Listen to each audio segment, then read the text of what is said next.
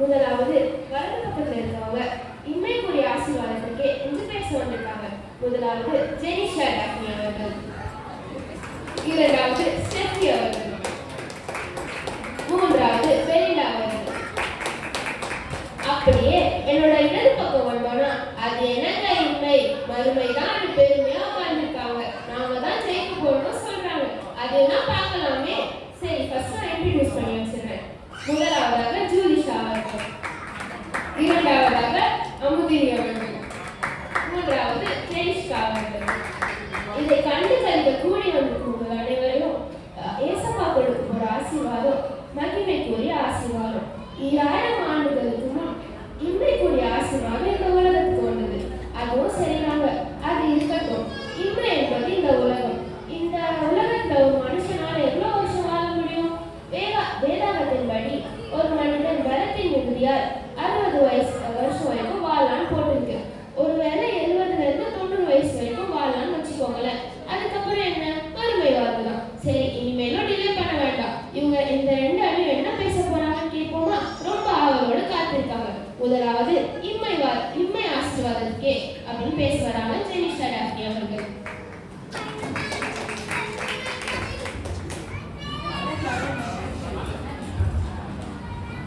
அனைவருக்கும் இயேசு கிறிஸ்து நாமத்தினால் வாழ்த்துக்களையும் கிறிஸ்துமஸ் வாழ்த்துக்களையும் கூறி என் தலைப்புகள் கடந்து செல்ல விரும்புகிறேன்.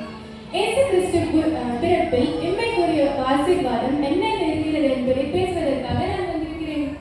இயேசு கிறிஸ்து பூமியில் பிறந்த பொழுது பரமத்தின் சேனை ஒன்றாக கூடி இந்த பூமியில் சமாதானம் என்று சொன்னார்கள்.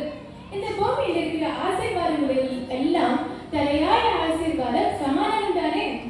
பல கோடீஸ்வரர்களுக்கு கூட இல்லாத கிடைக்காத இந்த சமாதானத்தை நமக்கு நம்முடைய ஆண்டவராகிய இயேசு கிறிஸ்துவின் மூலமாய் நமக்கு இந்த சமாதானத்தை கொடுத்திருக்கிறார். யோவான் 14:24 இயேசு கிறிஸ்து சொல்லுகிறார், என் சமாதானத்தை உங்களுக்காக வைத்திருக்கிறேன். உலகம் கொடுக்கிற பிரகாரமாக இல்லை, என் சமாதானத்தை உங்களுக்காக கொடுத்திருக்கிறேன். இது எவ்வளவு பெரிய இம்மைக்குரிய ஆசீர்வாதம் தெரியுமா? ஒவ்வொருவருக்கும் சமாதானம் ஒரு காரியங்களில கிடைக்கும். ஒரு சிலருக்கு பாட்டு கேட்டா சமாதானம் கிடைக்கும், ஒரு சிலருக்கு அன்பானவங்க கிட்ட பேசினா சமாதானம் கிடைக்கும். ஆனா பிரச்சனை திரும்ப வரும்போது இந்த சமாதானத்தை அவங்க எழுந்து போறாங்க. அதுவும் கரெக்ட் தானுங்க. இப்போ ஃபார் எக்ஸாம்பிள், நம்ம தலைவலிக்குன்னு மாத்திரை போட்டா அந்த தலைவலி அப்போதைக்கு குறையும், திரும்பியும் வராமலா போயிடும். அப்போ நிலையான சமாதானம் எங்கெல்லாம் கிடைக்கும்? அதையும் நீங்களே சொல்லிடுங்களேன். ஆனா நம்முடைய ஆண்டவராகிய இயேசு கிறிஸ்து இந்த உலகத்தின் முடிவு பரியந்தம் வரை ஒரே சமாதானம் நமக்கு கொடுத்திருக்கிறார். இதை விட உலகத்தில் வேற என்ன பெரிய பொக்கிஷம் இருக்க முடியும்?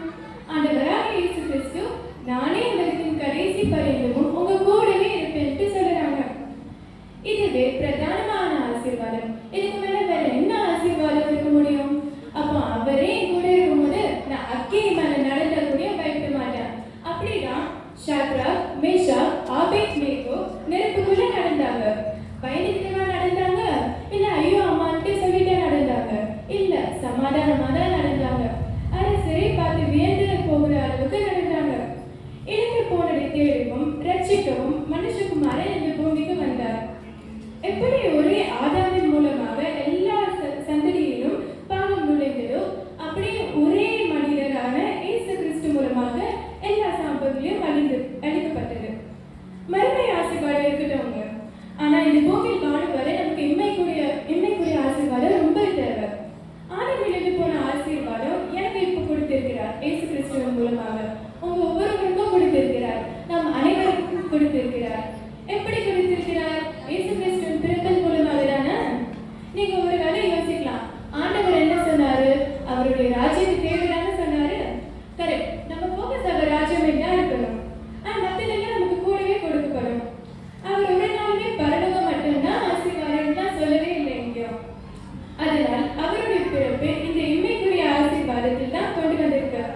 பூமியில் நல்லவங்களா இருந்தா மட்டும்தான் நம்மளால பரலோகத்துக்கே போக முடியும். அந்த இம்மைக்குரிய ஆசீர்வாதமாகிய சமாதானத்தை பெற்றவர்களாக மகிழ்ச்சியாக மறுமைக்குரிய ஆசீர்வாதத்தை எதிர்நோக்கி நாம் காத்திருப்போம். இந்த வாய்ப்பளித்த நடுவர்களுக்கு நன்றியை தெரிவித்துக் கொள்கிறேன். இவங்க என்னடா எல்லாத்தையும் கரெக்டா பேசுறாங்க? அப்போ இயேசு கிறிஸ்து இன்மைக்குரிய ஆசீர்வாதம் தான் பிறந்தாரோ? சரி,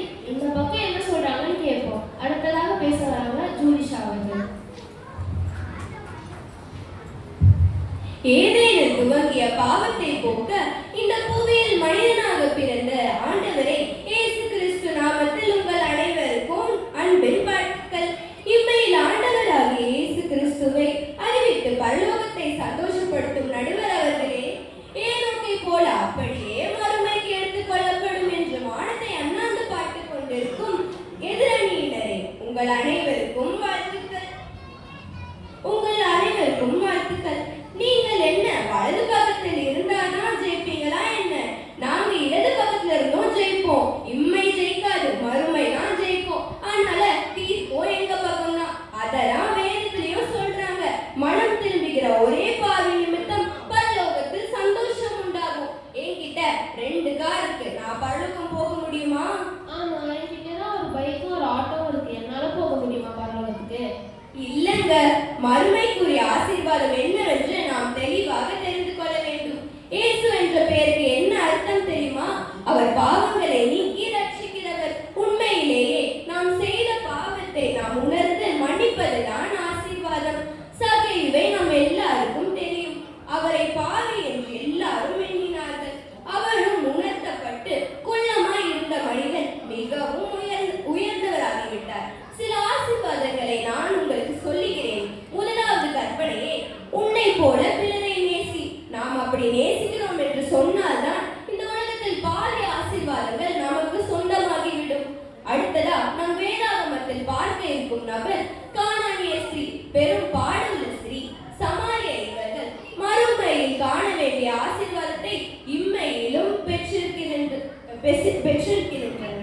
இயேசு கிறிஸ்துவிடமிருந்து பெற்றுக்கொண்டனர். நாமும் அதுபோல இயேசுநாதர் நம்மளுக்கு காண்பித்த வழிகளை பின்பற்றி மறுமை இன்பத்தை அடையும் வழிகளை பார்ப்போமா? இந்த வாய்ப்பளித்த நடுவர் அவர்களுக்கும் சபை உறுப்பினர்களுக்கும் என் நன்றியையும் வணக்கத்தையும் தெரிவித்துக் கொண்டு விடைபெறுகிறேன். நன்றி, வணக்கம். ரொம்ப நல்லா பேசுறாங்க. சகைவா ஒரு சின்ன மனுஷனா இருந்தாலும் அவர் எல்லாரும் அருவருப்பா பார்த்தாலும் அவரை தாழ்த்தினாலும் ஏசப்பா அவங்கள உயர்த்தினாங்க. 2 கால் இருந்தாலும் பரலோகத்துக்கு போக முடியாது. அதனால ஒருவேளை மறுமை ஆசீர்வாதம் தான் ஏசப்பா கொடுத்தாங்களோ? இந்த சைடு செல்ஃபி என்ன பேசுறாங்கன்னு பார்ப்போம். பதிலடி எப்படி கொடுக்குறாங்கன்னு பார்ப்போமா? அனைவருக்கும் இயேசு கிறிஸ்துவின் நாமத்தில் வணக்கம் மற்றும் என் கிறிஸ்துமஸ் வாழ்த்துக்களை தெரிவித்துக் கொள்கிறேன். இயேசு கிறிஸ்து ஏன் இந்த பூமிக்கு வந்தார்? அதுதான் கேள்வியே. அவர் ஆசீர்வதிப்பதற்காக தான் வந்தார். கல்யாண வீடுகளில் பாருங்க, ஆசீர்வதியும் கர்த்தரே அப்படி பாடிட்டு மணமக்களே பரலோகத்திற்கு போங்க அப்படியே சொல்றோம்ல. ஆண்டவரே, இந்த பூமியில் தேவையான ஆசீர்வாதம் கொடுங்க. அப்படிதான் நம்ம ஆசீர்வதிக்கிறோம். அம்மா நடுவர் அவர்களே சொல்லுங்க, நீங்களும் அப்படித்தானே ஆசீர்வதிக்கிறீங்க? ஆமா ஆமா, கண்டிப்பா. ஆண்டவர் கொடுக்கும் ஆசீர்வாதம் தான் உண்மையான ஆசீர்வாதம். பிசாசு கொடுப்பது ஆசீர்வாதம் கிடையாது. அந்த பரலோகத்தில் நமக்கு என்ன தேவை? தூதர்கள் போலவே வாழ போகிறோம். அங்க வேற என்ன ஆசீர்வாதம் வேணும்? இந்த பூமியில தான் தண்ணி வேணும், சாப்பாடு வேணும், உடை வேணும். இதெல்லாம் ஆசீர்வாதம் தானே. இதெல்லாம் இந்த பூமியில் வேண்டும். எனவே பரலோகம் பரலோகம் சொல்லி இந்த பூமியில் வாழ்வதை விட்டுவிடவே கூடாது. வலது பக்கத்தில் இருக்கிறவங்கள தான் பலசாலிகள்னு சொல்லுவாங்க. அதனால நாங்க தான் ஜெயிப்போம். பலசாலியாக கோலியாத்து போட்டோம், எங்களை மாதிரி தாவீது தான் ஜெயித்தாரு. மறுத்தாலும் நாம் பரலோகத்தில் ஆண்டவரோடு தான் வாழப் போகிறோம். இந்த வாய்ப்பளித்த சபை மக்கள் அனைவருக்கும், போதகர் ஐயாவுக்கும், நடுவர் அம்மாவுக்கும் என் நன்றி, வணக்கம். ரொம்ப நல்லா பேசணும். இந்த இன்மை வாழ்வுக்கு அப்புறமா நம்ம மறுமைக்கு போய் என்னதான் பண்ண போறோம்? நம்மளும் தூதர்கள் மாதிரி எல்லாரும் ஒரே மாதிரி தான் இருக்க போறோம். எல்லாரும் ஒரே மாதிரி இருந்து தேவனே துதிப்போம். அப்போ அங்க போய் என்ன இதுதானே பண்ணுவோம். அப்போ இன்மைக்குரிய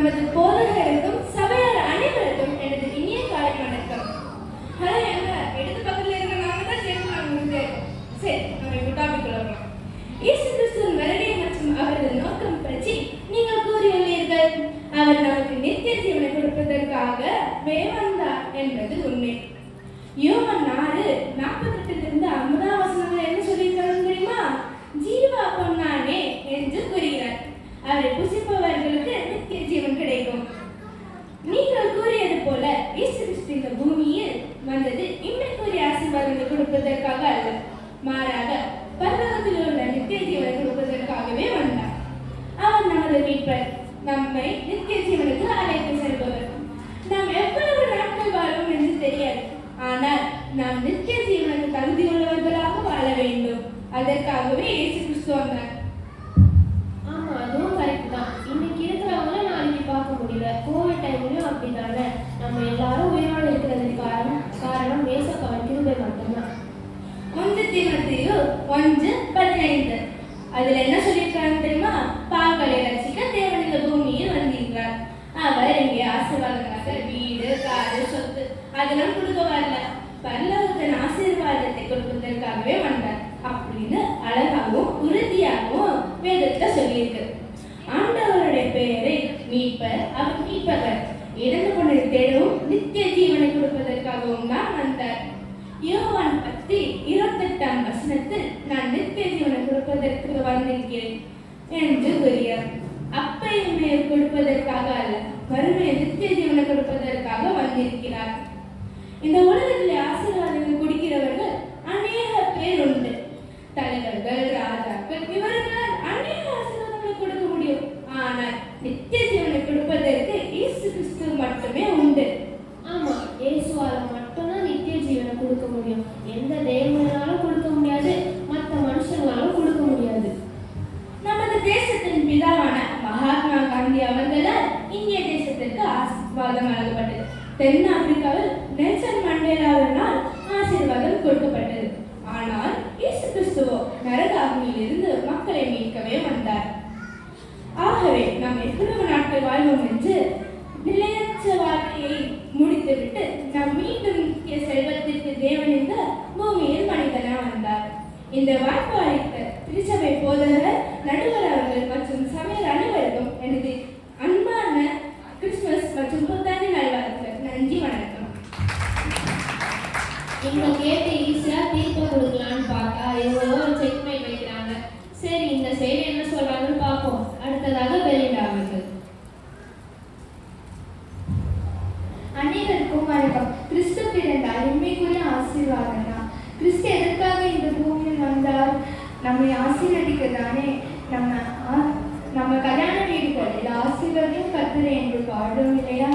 நம்ம அப்படி பாடிட்டு மருமகளே நீங்க பரலோகத்துக்கு போங்க அப்படின்ற சொல்றோம் இல்ல. ஆண்டவரே இந்த பூமியில் தேவையான ஆசீர்வாதத்தை கொடுங்க என்று தானே சொல்கிறோம். ஐயா நடுவர் அவர்கள் நீங்களே சொல்லுங்க, அப்படித்தானே நீங்களும் ஆசீர்வதிக்கிறீங்க? ஆமா ஆமா. முதலில் இன்னைக்குரிய ஆசீர்வாதம் என்ன என்பதை தெரிஞ்சுக்கோங்க. அந்த எதிரணி இன்னும் ஆசீர்வாதம்னா என்ன என்பதை தெரியல. அதுலேயே 3 வகை இருக்கு: material blessings, emotional blessings, spiritual blessings. கர்த்தர் இந்த உலகத்தை ஆசீர்வதித்து தான் படிச்சிருக்கிறார். அவர் கை வைக்கிற எல்லா இடங்களிலும் ஆசீர்வாதம் தான். நாவல் சுவைக்கிற சுவை, கண்களால் பார்க்கிற பார்வை, காதுகளால் கேட்கிற இசை, இவை எல்லாமே ஆசீர்வாதம் தான். உடம்பில் இருக்கும் சுகமும் ஆசீர்வாதம் தான் இல்லையா? இதுவும் ஆசீர்வாதம் தான். குடும்ப வாழ்க்கையில் குழந்தைகள் ஆசீர்வாதம் தான். பாவ கணிப்பு அது மகா பெரிய ஆசீர்வாதம். கடவுள் நம்மிடம் ஆபிரகாமை போல வாழ வைக்கிறேன், பாலும் தேனும் ஓடுகிற அந்த கானான் தேசத்தை தருகிறேன் என்று சொன்னால் நீங்க போய் பரலோகத்துல வாழ்வீங்க. அப்படின்னா நீங்க போய் பரலோகத்துல வாழுங்க. நாங்க கடவுள் தந்த உலகத்துல வாழ்கிறேன். பைபிள்ல கெட்ட குமாரன் கதையில இளைய குமாரன் அவன் சொத்தை எல்லாத்தையும் வித்து அழித்து போட்டான். அப்போ அவனோட அப்பா என்ன சொன்னாரு? இழந்ததே விட்டு விடு, நான் அதை உனக்கு திரும்பவும் தருகிறேன் என்று சொன்னார். அதே மாதிரிதான் நம்ம இயேசு கிறிஸ்துவும் இழந்து போன ஆசீர்வாதங்களை நமக்கு தருவதற்காக தான் இந்த உலகத்துல வந்தார்.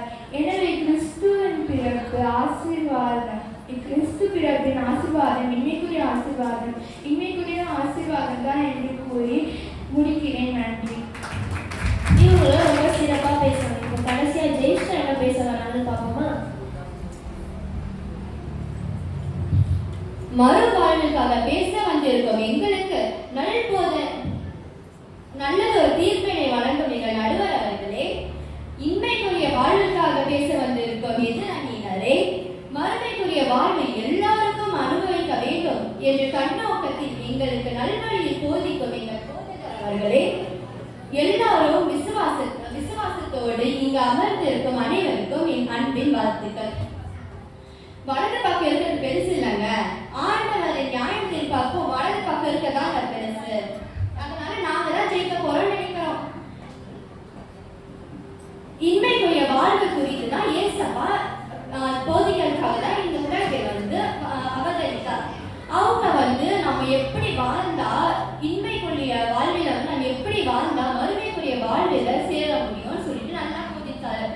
யோவான் 3:16 இவ்வாறாக கூறுகிறது, தேவன் தம்முடைய ஒரே பேரான குமாரனை விசுவாசிக்கிறவன் எவனோ அவன் கெட்டு போகாமல் நித்திய ஜீவனை அடையும்படிக்கு அவரை தந்தருளி இவ்வளவாய் உலகத்தின் அன்பு கூர்ந்தார் என்று சொல்லப்படுகிறது. இன்மையுள்ள வாழ்வு யார் வேணாலும் வாழலாம், ஆனா மறுமைக்குரிய வாழ்வு வாழ்ந்தாங்க கஷ்டம். நம்ம இன்மைக்குரிய வாழ்வை சேர்த்து வைக்கிற பணம், காசு, புகழ், ஆஸ்தி, அந்தஸ்து எதுவுமே மறுமைக்குரிய வாழ்வுல வராதுங்க. நித்திய ஜீவன் அப்படின்னு சொல்றதுதான் மறுமையோட வாழ்க்கையோட அர்த்தம். இன்னைக்கு நம்ம சர்ச்சில் வந்திருக்கவங்க எல்லாரும் மறுமையுடைய வாழ்வு மீன்ஸ் நித்திய ஜீவன் நம்மளுக்கு கிடைக்கும்னு ஒரு நம்பிக்கை தானே வந்திருக்கீங்க. ஈவன் நடுவர் அவர்கள் நீங்கள் அப்படிதானே வந்திருக்கீங்க. ஆதாம் ஏவாள் அன்றைக்கே பாவம் செஞ்சாங்க. இந்த உலகத்தோட ஆஸ்தியெல்லாம் அவங்க விரும்பினாங்க, அதனால அவங்க பாவம் செஞ்சாங்க. அந்த பாவம் அவங்க தொடர்ந்தே வந்துச்சு. அந்த பாவத்திலிருந்து நம்ம மீட்கவே ஏசப்பா இவ்வுலகில் அவதரித்தார். இவ்வுலகில் எவ்வாறெல்லாம் நாம் வாழ வேண்டும் என்று இயேசு கிறிஸ்து நம்மளுக்கு போதித்தார்.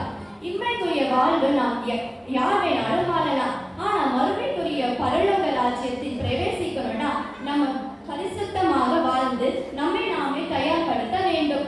இந்த பூலோகத்தில் நாம் இன்மைக்குரிய வாழ்வுக்காக மறுமைக்குரிய வாழ்வுக்காக தயார் ஆகாதவர்கள், அதற்காக முயற்சி எடுக்காதவர்கள் பரலோகம் செஞ்சதா அர்த்தமே கிடையாது.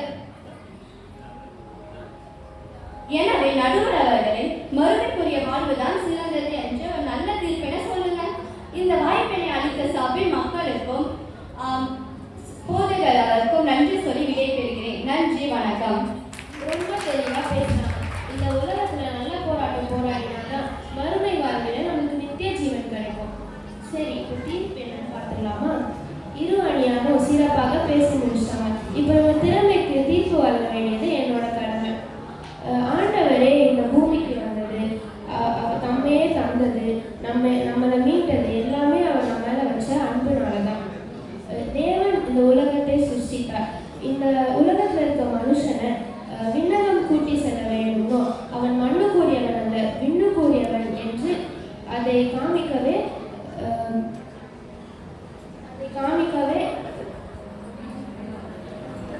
குமாரனாக அவதரித்தார். எனவே அவர் பல பாடல்களை பட்டு அவரோட ரத்தத்தை சிந்தி நமக்காக அவர் பலியானார். எனவே இந்த உலக வாழ்வுக்கு அப்புறமா நம்ம மறுமை வாழ்வுக்கு தான் திரும்ப போவோம். ஸோ அந்த மறுமை வாழ்வை நல்லபடியா வாழ வேண்டும். அதற்காக நம்ம தேவனுடைய அன்பை உணர்ந்து கொண்டு அவரை பின்பற்றி நம்ம மறுமை வாழ்வை பெற்றுக்கொள்ள வேண்டும்.